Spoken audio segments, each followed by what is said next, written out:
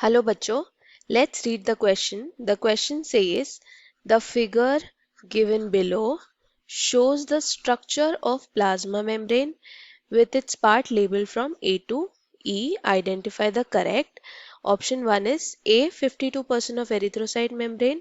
Option B, movement of this measured is measured as fluidity of the membrane. Option C, help in facilitated transport of polar molecules.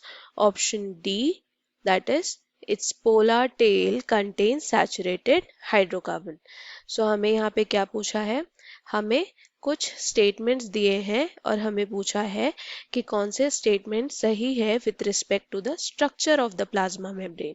So what is our key concept here? The key concept here is structure of plasma membrane. So let us understand the structure of plasma membrane. Plasma membrane का structure तब तक identify नहीं हुआ था जब तक electron microscope discover नहीं हुआ था. So the discovery of electron microscope led to the detailed structural study of plasma membrane. पर उससे पहले हमें through chemical methods structure of plasma membrane कुछ हद तक पता चल चुका था, जिसके हिसाब से the plasma membrane consisted of lipids and proteins, and the lipid that was present in the plasma membrane was phospholipid. Phospholipid. Phospholipid का मतलब phosphate group lipid के साथ होता है and it is arranged in the bilayer form. तो phospholipid जो है वो bilayer form यानी दो layers में arranged होता है and that consisted of polar head. हर एक phospholipid में एक polar head था which was made up of phosphate and a non-polar tail.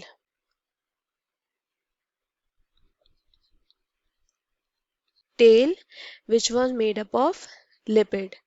अब इनके अरेंजमेंट को समझने की कोशिश करते हैं.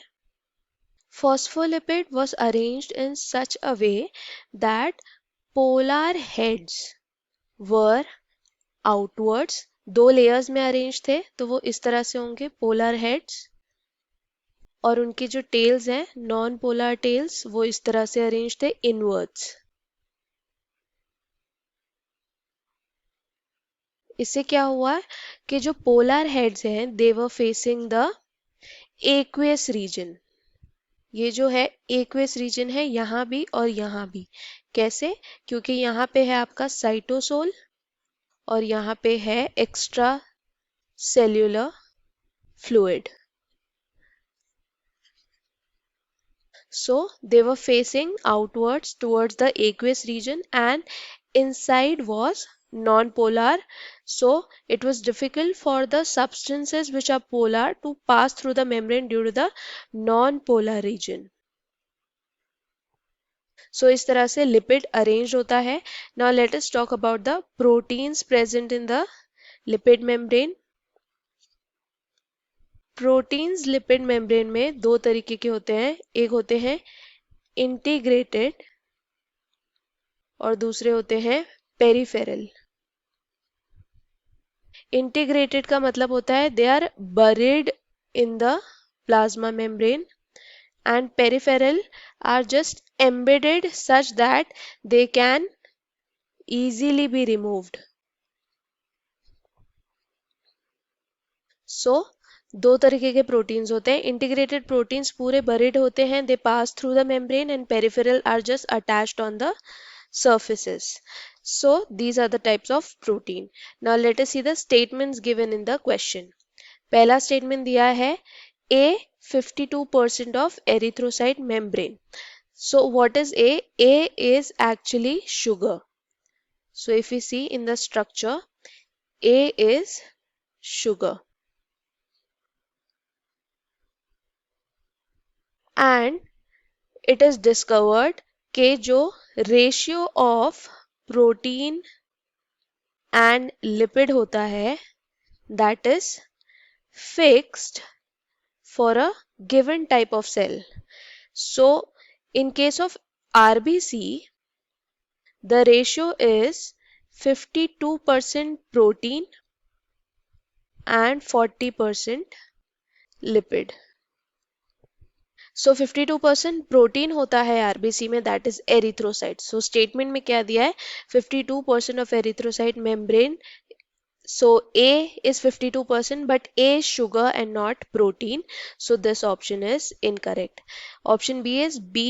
Movement of this measured as fluidity of membrane. So let us see what is fluidity of membrane.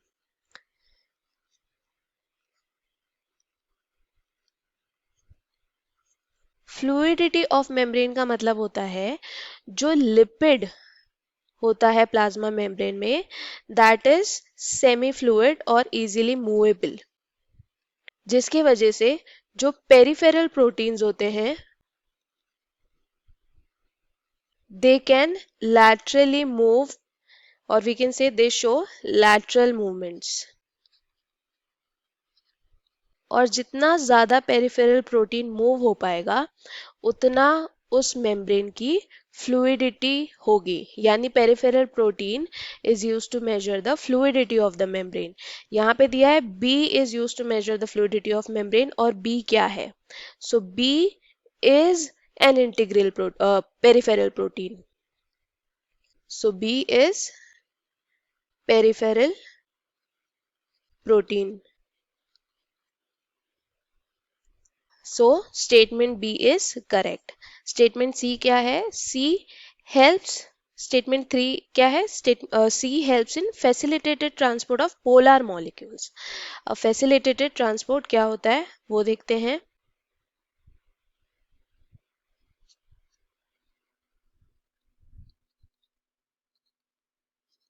Facilitated transport का मतलब होता है जो पोलर सब्सटेंसेस हैं, polar molecules, they cannot pass through the plasma membrane. Why? Because the plasma membrane is non-polar inside. यहाँ पे हमने देखा कि वो non-polar होता है बीच में से, जिसकी वजह से polar molecules pass नहीं कर पाते हैं, and they therefore passes through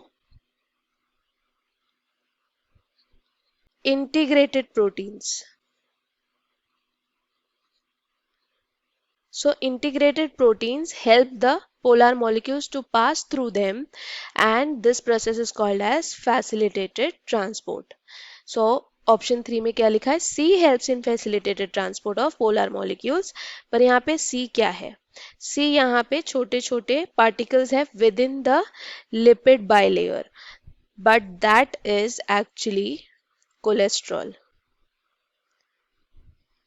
So it is not the cholesterol that helps in the facilitated transport, and hence option 3 is incorrect. Option D is its polar tail contains saturated hydrocarbons. तो D क्या है यहाँ पर? D है lipid bilayer. Lipid bilayer. And what they are talking about D, they are saying polar tail contains. Lipid के tell जो होते हैं वो नॉन पोलर होते हैं. So this option has to be incorrect. So what is our final answer? Our final answer is option 2, that is movement of this is measured as fluidity of membrane. I hope you understood it well. Best of luck. Thank you.